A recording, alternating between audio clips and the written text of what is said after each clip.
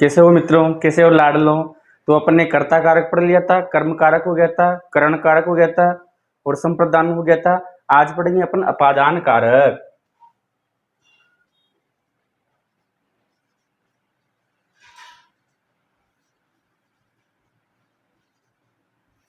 अपादान कारक पंचमी विभक्ति। सूत्र है इसका, देखो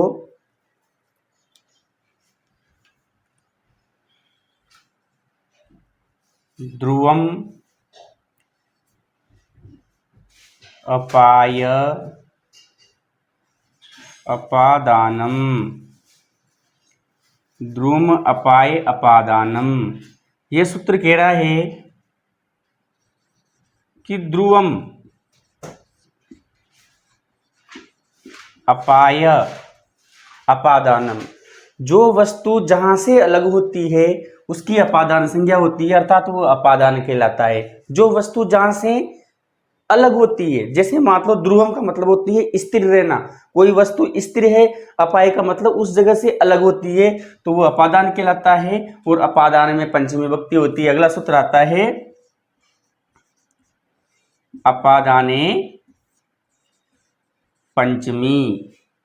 ये सूत्र तो अपादान कर देता है कि भाई ये जो वस्तु जहां से अलग होती है वो अपादान कहलाता है। और ये सूत्र यूं कहता है कि अपादान होने पर पंचमी विभक्ति होती है। जैसे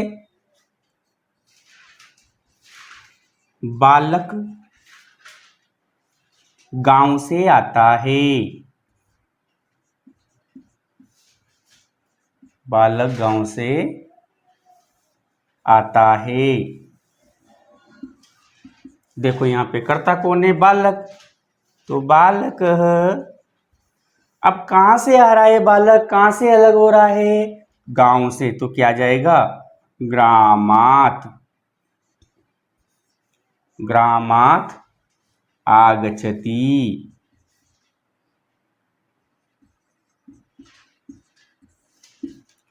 फिर देखो एक वाक्य इसका जो आता है, दौड़ते हुए घोड़े से गिरता है। अब दौड़ते हुए तो धावतः अश्वात् पतति। दौड़ते हुए घोड़े से गिरता है, दौड़ता हुआ।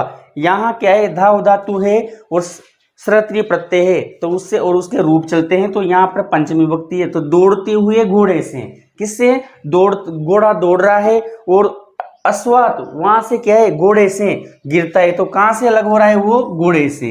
तो जहां से भी अलग होना वहां से क्या है? पंचमी विभक्ति करते अपन, उसमें अपादान कारक कहलाता है। जैसे और प्रसिद्ध उदाहरण, पेड़ से पत्ता गिरता है, ये प्रसिद्ध उदाहरण है इसका। पेड़ से पत्ता गिरता है। अब कहां से गिरता है? पेड़ से। कहां से अलग हो रहा है पत्ता? पेड़ से। तो वृक्षात पत्रम पतति, पेड़ से पत्ता गिरता है। राम जयपुर से घर आता है। जिसे देखो राम जयपुर से घर आता है। ध्यान रखना, जैसे कोई सा भी शहर का नाम आ जाए तो उसके पीछे नगर लगा लेना। जैसे राम, अब राम कर्ता हो गया। कहां से आता है घर को, कहां से अलग हो रहा है वो? जयपुर से। तो जयपुर नगर में कौन सी करेंगे अपन? पंचमी। जयपुर नगरात कहां आता है घर को? तो गृहम आगच्छति। ठीक है, कहां से आता है? राम जयपुर नगर से घर आता है। राम जयपुर नगरात गृहम आगच्छति। तो कहां से अलग हुआ वो? जयपुर से। तो जो वस्तु जहां से अलग होती है तो उसमें पंचमी विभक्ति होती है। जैसे देखो हाथ से लेखनी गिरती है। अब कहां से लेखनी गिर रही है? हाथ से। तो हस्त में हस्तात लेखनी पतति। ठीक है, तो ये अपादान कारक। वित्रार्थानाम भये हेतु, वित्रार्थानाम भये हेतु। भी यानी होता है डरना, त्रा त्रा यानी होता है रक्षा करना। अर्थानाम, इन अर्थ वाली धातुओं में भय हेतु जो डर का कारण होता है या जिससे भी जो डर का कारण है या जिससे रक्षा की जाती है उसमें कौन सी विभक्ति करते हैं अपन?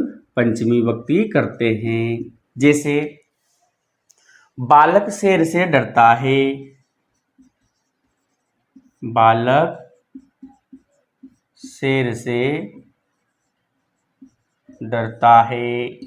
अब देखिए यहां पर डरने का कारण क्या है? शेर। क्या है? शेर। तो क्या जाएगा? बालक शेर को कहते हैं सिंह, सिंगात बिबेती। बालक सिंगात विबेती, बालक शेर से डरता है। अब जैसे यहां तो बालक शेर से डर रहा है, अब अगर जो यहां मैं कहूं कि छात्र अध्यापक से डरता है, छात्र अध्यापक से डरता है। अब देखिए यहां डरने का कारण क्या है? अध्यापक। तो क्या वाक्य बन जाएगा? छात्र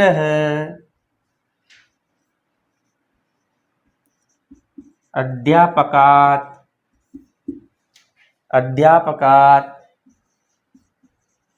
बिबेती।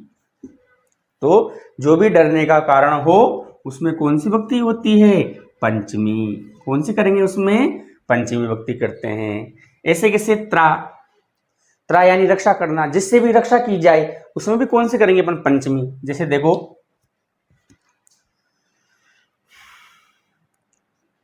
सिपाही से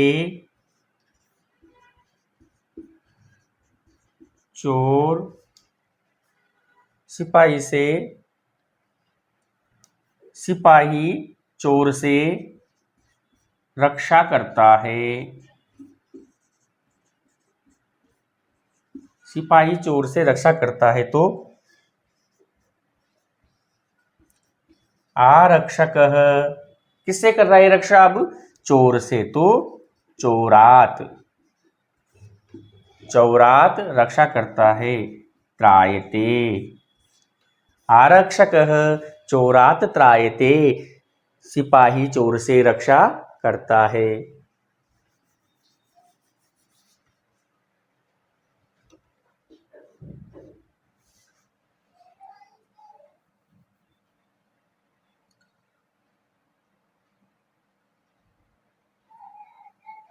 माता पिताजी से रक्षा करती है, माता किससे रक्षा कर रही है? यहाँ पिताजी से। किससे रक्षा कर रही है? पिताजी से। तो माता, अब पिताजी से, तो पिताजी का पितृ शब्द की पंचमी क्या होती है? पितुः। त्रायते, माता पिताजी से रक्षा करती है। तो ध्यान रखना, वित्रार्था नाम वही हेतु सूत्र यूं कहता है कि भी यानी डरना, त्रा यानी रक्षा करना। इन धातुओं में जो डर का कारण होता है, जो भय का हेतु कारण होता है, उसमें अपन पंचमी विभक्ति करते हैं। ठीक है। अगला सूत्र है जनी कर्तुः प्रकृति, जनि कर्तुः प्रकृति। अगला सूत्र आता है अपना कौन सा है? जनि कर्तुः प्रकृति ही। यह सूत्र कहता है कि जन यानी उत्पन्न होना, जन धातु उत्पन्न होना के कर्ता की, कर्ता का जो कारण होता है, जन धातु के यानी उत्पन्न होना के कर्ता का जो कारण होता है उसकी अपादान संज्ञा होती है, उसकी अपादान संज्ञा होती है, और अपन ने पढ़ा था इसे अपादान पंचमी सूत्र से अपादान संज्ञा होने पर फिर पंचमी विभक्ति कर देते हैं। तो जन धातु के कर्ता जो है, उसके जन धातु का जो कर्ता है उसका जो कारण रहता है, जिसका जन धातु का जो कर्ता रहता है और उस कर्ता का जो कारण रहता है उसमें अपादान संज्ञा होती है। जैसे देखो, ब्रह्मा से प्रजा उत्पन्न होती है। अब देखो, यहां जन धातु उत्पन्न होती है, इसका कर्ता कौन है? प्रजा। तो प्रजा जो जन धातु का कर्ता है, इसका कारण क्या है? किससे होती है प्रजा उत्पन्न? ब्रह्मा से। तो क्या आ जाएगा? ब्रह्मा की पंचमी विभक्ति क्या होती है? ब्रह्मणः प्रजा प्रजायन्ते। ध्यान रखना, प्रजा शब्द बहुवचन है, इसलिए प्रजा आएगा। ब्रह्मा से प्रजा उत्पन्न होती है, ब्रह्मणः प्रजा प्रजायन्ते। और देखो, जैसे गोबर से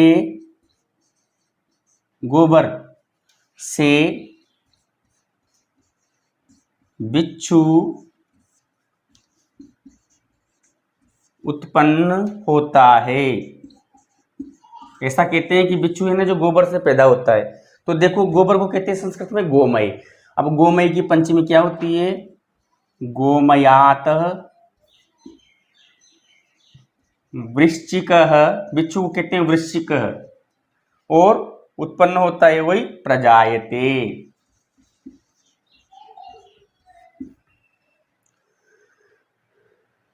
गोमयात वृश्चिक प्रजायते। अब देखो, यहाँ पे कर्ता कौन है? वृश्चिक। वृश्चिक पैदा होने का कारण क्या है? गोमय। जन धातु मतलब है प्रजायते उत्पन्न होना, और वृश्चिक कर्ता कौन है? वृश्चिक। तो कहां से पैदा हो रहा है? बिच्छू से। जैसे भी कमल है, कमल कहां से खिलता है? कीचड़ में। कहां से उत्पन्न होता है? कीचड़ में। तो कौन किस में करेंगे पंचमी? अपन कीचड़ में। और देखो, जैसे काम से क्रोध उत्पन्न होता है, तो काम से क्या होता है उत्पन्न? क्रोध। तो कामात क्रोधः जायते। फिर चंद्रमा, आपने पुरुष सूक्त पढ़ा होगा, तो वहां से चंद्रमा कहां से? मन से उत्पन्न होता है, तो चंद्रमा मनसो अजायत, ऐसी पंक्तियां मिलती है। तो ध्यान रखना, इसमें जन धातु का जो कर्ता है उसका कारण है, उसमें कौन सी विभक्ति करेंगे अपन? पंचमी, है ना। उसकी अपादान संज्ञा करके उसमें कौन सी करेंगे अपन? पंचमी। जुगुप्सा विराम प्रमादरता नामुप संज्ञानम।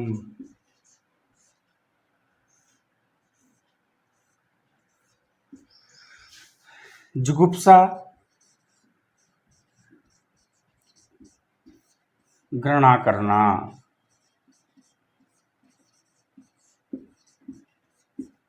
विराम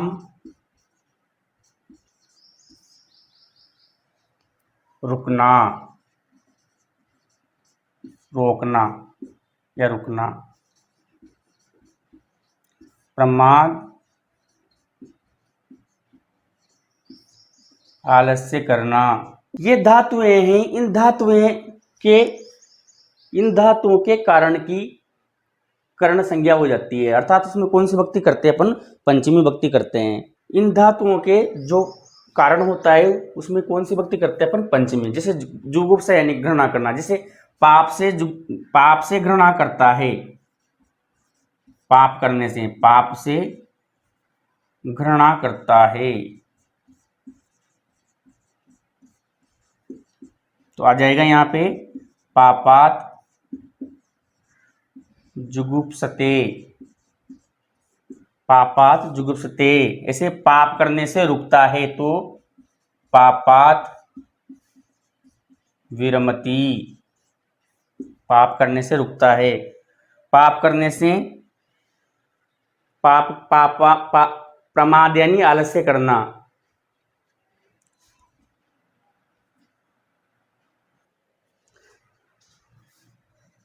जैसे धर्माद प्रमाद्यति, धर्मात प्रमाद्यति, धर्म करने में क्या करता है, आलस्य करता है, धर्म करने में आलस्य करता है। तो जुगुप्सा यानी घृणा करना, विराम यानी रुकना, विरमति, प्रमाद यानी आलस्य करना, असावधानी करना, आलस करना। तो इन धातुओं का जो कारण होता है उनमें कौन सी विभक्ति करते हैं अपन, पंचमी विभक्ति करते। भुवः प्रभवः, ये कहता है भू, भू यानी उत्पन्न होना, प्रकट होना, भू यानी प्रकट होना।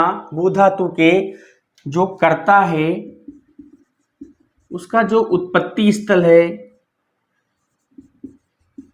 उत्पत्ति स्थल है, उत्पत्ति स्थल है, उसमें कौन सी विभक्ति करते हैं, अपादान कारक, उसकी अपादान संज्ञा होती है, फिर उसमें कौन सी विभक्ति करते हैं अपन, पंचमी। जैसे गंगा हिमालय से निकलती है। अब यहाँ कर्ता कौन है, गंगा, तो गंगा का उत्पत्ति स्थल क्या है, हिमालय, हिमालय, तो हिमालय में कौन सी विभक्ति करेंगे अपन, पंचमी। गंगा हिमालयात प्रभवती, गंगा हिमालय से निकलती है, कहाँ से निकल रही है, हिमालय से, तो हिमालय की पंचमी हिमालयात। एक चीज और देखना, एक शब्द और होता है हिमवान, हिमवान है तो एक हिमवत भी मिल सकता है, इसकी पंचमी क्या होती है, हिमवत। तो जो जहां से निकल रही है, जिसका जो उत्पत्ति स्थल है, उसमें कौन सी विभक्ति करते हैं अपन, पंचमी। कौन से सूत्र से, भुवः प्रभवः सूत्र से उसकी अपादान संज्ञा हो जाती है, फिर उसमें कौन सी विभक्ति करते हैं अपन, पंचमी।